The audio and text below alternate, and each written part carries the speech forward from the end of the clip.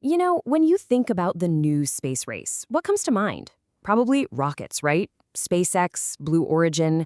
But what if I told you one of the most important companies in space isn't launching a single thing? Today, we're diving into Redwire. They're the ones building the quiet but absolutely critical backbone for the entire space and defense economy.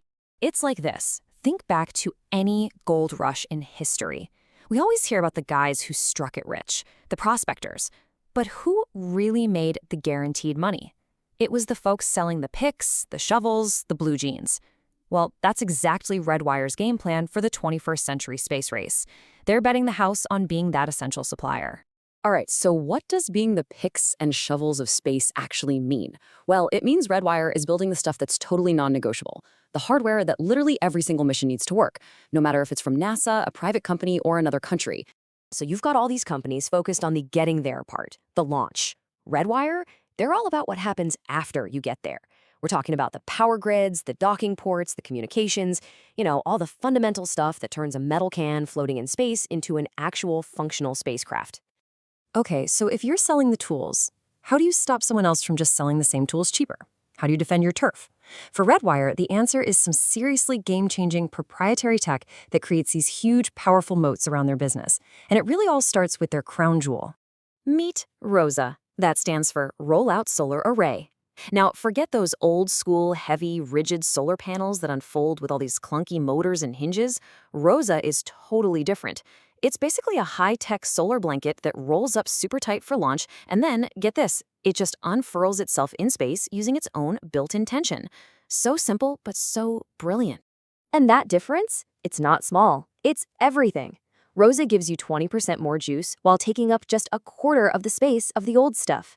You have to remember, in the space industry, every single gram, every cubic centimeter costs an absolute fortune to launch. So this isn't just a nice little improvement, it's a full-blown revolution. And look, this isn't some cool tech that's still on the drawing board. ROSA is out there, right now, on some of the most important missions we have. It's literally keeping the lights on at the International Space Station, it powered the NASA mission that smacked into an asteroid on purpose, and it's going to be the power source for the Lunar Gateway. I mean, with a track record like that, it's no wonder they have what's basically a monopoly on this kind of tech. Now, their other big piece of tech is called the IBDM. The easiest way to think about it, it's the universal USB port for space. Seriously, it's a standard docking hatch. That means any compatible ship from any country can plug into a space station. And when you control the standard, well, you're basically the gatekeeper for everything that happens up there. Super smart. But here's where the story gets really interesting. Redwire isn't happy just being the picks and shovels guy. They've made this massive strategic pivot. They're transforming themselves from just a space parts supplier into a full-on integrated defense prime contractor. And they didn't waste any time. I mean, this happened at lightning speed. In the middle of 2025, they bought a combat-proven drone company called Edge Autonomy. By the beginning of 2026, just a few months later, they had completely swallowed it, sunsetted the brand, and reorganized the whole company from the ground up.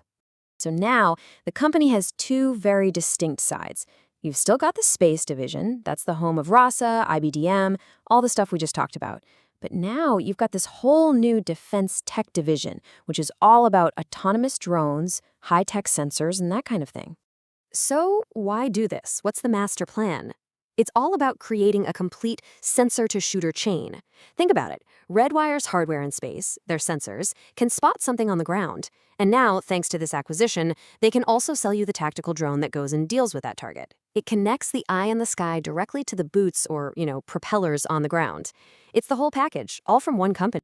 Okay, so this is a huge, ambitious move, but it also makes for a really complicated financial story. Because when you look at the numbers, you see two things at once. On one hand, you've got absolutely explosive growth. But on the other hand, you've got a really weird paradox. Let's start with the good news, and it is really good. Just look at these numbers. Q3 2025, Redwire pulls in a record $103.4 million in revenue. That is a 50.7% jump year over year. I mean, that's staggering. You just can't argue with that kind of growth. But, and this is a huge but, here's the twist. That record-breaking number, it was still 21% less than what Wall Street expected. And as you can imagine, the market did not like that. The stock got hammered. So this is the million-dollar question, right? How on earth do you post record growth and still miss the target by that much? It makes you wonder, is there something fundamentally wrong here? Is the business in trouble? Well, what happened? According to Redwire's management, it wasn't that the business disappeared.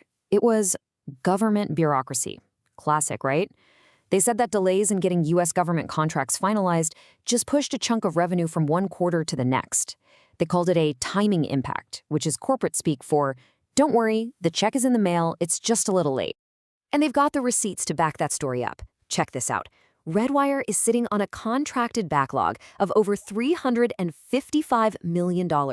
Now, let's be clear. That's not maybe business or a pipeline. That is signed, sealed, delivered work that's just waiting to be done and billed for. So yeah, it looks like the demand is definitely still there, and it is huge. So that massive backlog basically secures the company's present. But Redwire is also making some really wild long-term bets on the future. And when I say wild, I mean some of this stuff sounds like it's straight out of a sci-fi movie. For starters, they're pioneering platforms for very low Earth orbit, or VLEO, which is a total game changer for Earth observation. Then you've got them growing super pure pharmaceutical crystals in space for big names like Eli Lilly. And then there's this, and this is just mind-blowing. They have already successfully 3D printed live human heart tissue on the ISS. I mean, come on. So with all this going on, the solid core business, the big defense pivot, the sci-fi future stuff, it's no surprise Wall Street can't make up its mind. You've got the Super Bowls, like H.C. Wainwright, slapping a $22 price target on it, seeing huge potential.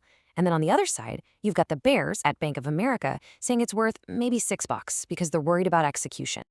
And really, it all boils down to this. 2025 was the year of transformation for Redwire. They tore things down and rebuilt. They made the big pivot. So 2026? That has to be the year of execution. It's time to prove it all works. So that leaves us with the big question, doesn't it?